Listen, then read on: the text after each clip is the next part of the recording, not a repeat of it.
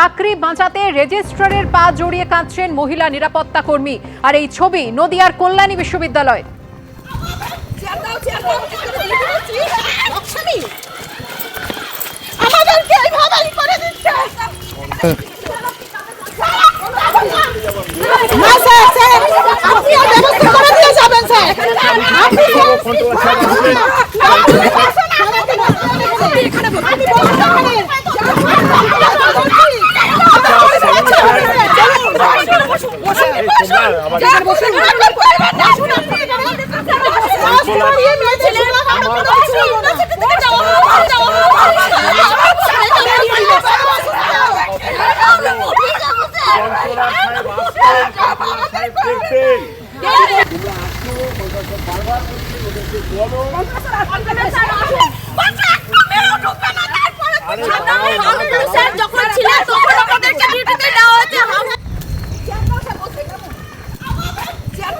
কি ঘটনা ঘটেছে জানবো, কথা বলবো আমাদের প্রতিনিধি সুজিত মণ্ডলের সঙ্গে। সুজিত, কি ঘটেছে, কেন রেজিস্ট্রারের পা জড়িয়ে কাঁদছেন এই মহিলা?